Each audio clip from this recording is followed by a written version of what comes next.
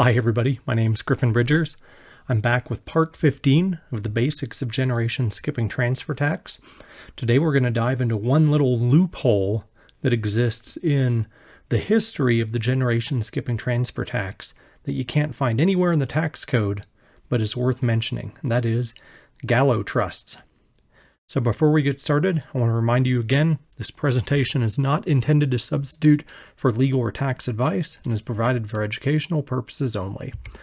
So a few installments back, we covered grandfather GST trusts that were irrevocable on or before September 25th of 1985, and those essentially have the same treatment as a GST exempt trust that is exempt through allocation of enough GST exemption to give it a zero inclusion ratio. And they're both kind of treated the same, with the difference being that you have to consider for the grandfather trust whether property could be added after that drop dead date of September 25th of 1985.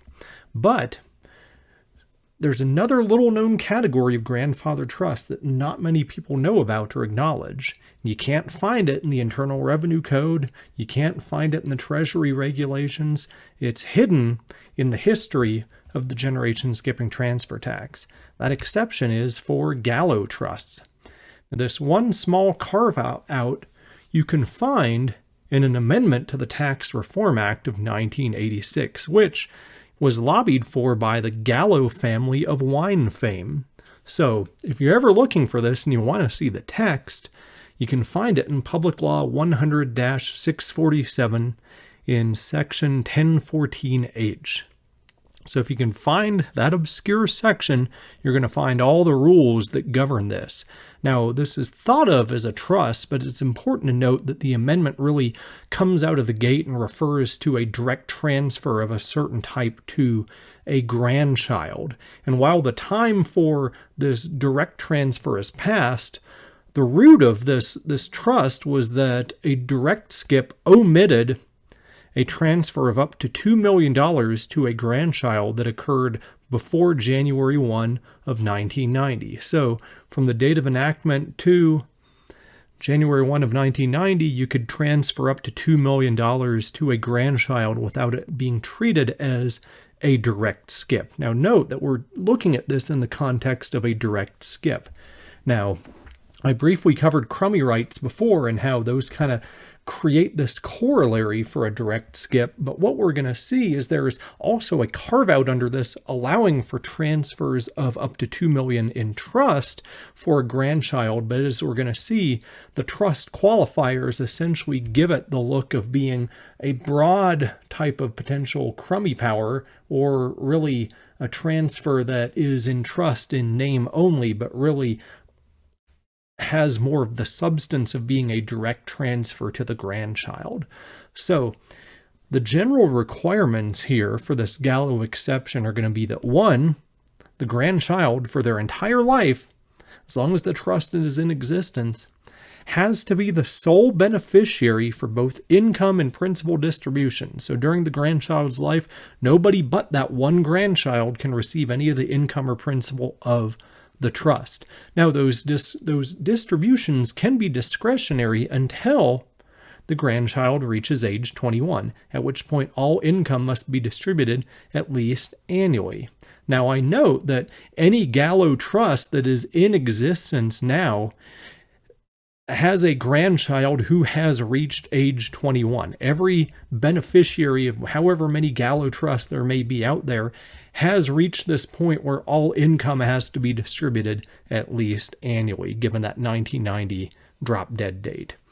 And not only that, the trust assets have to be included in the grandchild's gross estate if the grandchild dies before the trust terminates or before all trust assets are distributed. Now, I note there that in the wording of this, it seems like this needs to be a trust that really continues for the grandchild's life, but it doesn't necessarily need to be. It can be a trust that terminates during the grandchild's life, but I take this to mean that if the trust terminates during the grandchild's life, the assets have to be distributed out to that grandchild due to that sole beneficiary requirement during the grandchild's life. So that's why I said this is essentially like a crummy power, it just broadly extended beyond the gift and GST tax annual exclusion to include all $2 million up to that might have been transferred to the trust.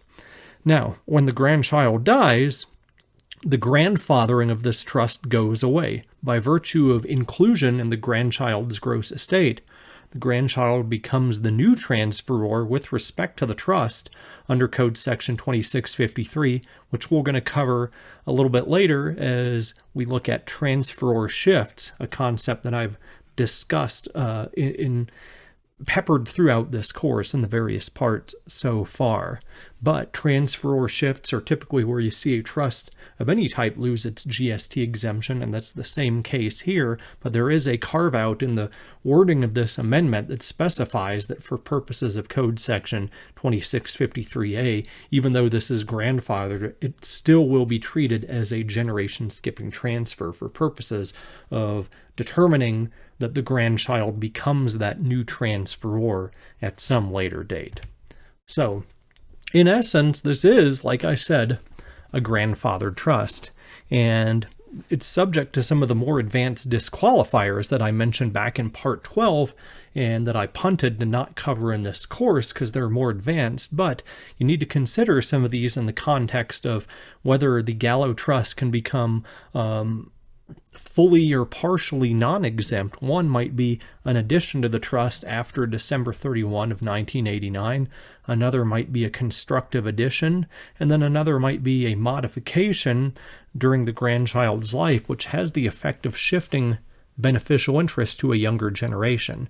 And I note that while you might have that type of modification risk with a grandfathered trust, technically a modification which shifts beneficial interest to a younger generation could violate the rule that says the grandchild has to be the sole beneficiary of income in principle, as I mentioned earlier. So modifications are kind of out the window. I'd say more if you have that, essentially what's going to happen there is maybe a transferor shift and maybe a deemed direct or indirect skip made by the grandchild by virtue of that modification. But in the worst case, you might see a loss of the GST exemption there. But in essence, what's going to happen, big picture, is that the grandchild is going to have to allocate their GST exemption to the assets of the trust during life or at death to maintain its exemption for the remainder beneficiaries or appointees, maybe under a general power of appointment. I'm assuming a lot here that there might be a general power of appointment such that it satisfies that inclusion in the grandchild's gross estate requirement, but that may not necessarily be the case. You may be able to fix this potentially with an exercise of a limited power of appointment that exercises the Delaware tax trap or triggers that. But again, that runs into the same issue I mentioned with that shifting beneficial interest to a younger generation. Could you truly do that? It's a catch-22 that's well beyond the scope of today's discussion. So, not much to say here. There's just a couple of takeaways because it's rare that you see this. So on the off chance you see a single beneficiary trust that was created before 1990, you may want to consider whether it could be a Gallo trust.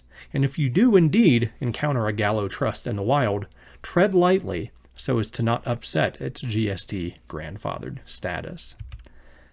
So we're getting close to the end of this course. We're going to kind of close out with a long series covering exemption allocations on Form 709, which I'm going to be a little late to the punch on because right now we're in the midst of gift tax filing season. But coming off that, for those of you who have gone through the gift tax exercise, it may show you kind of how to manage the GST parts of the 709 for next year's gifts. And we'll look at that in the context of popular transfers like grats, gifts to idiots, various charitable trusts, other things like that.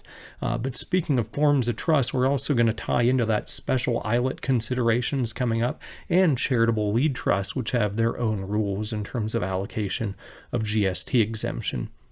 We'll also cover transfer or shifts, a new agenda item I added as a follow-up to today, talking about the grandchild. And then finally, to close out, in the rare occasion you have 706s filed at death, we'll cover the GST exemption allocation on Form 706.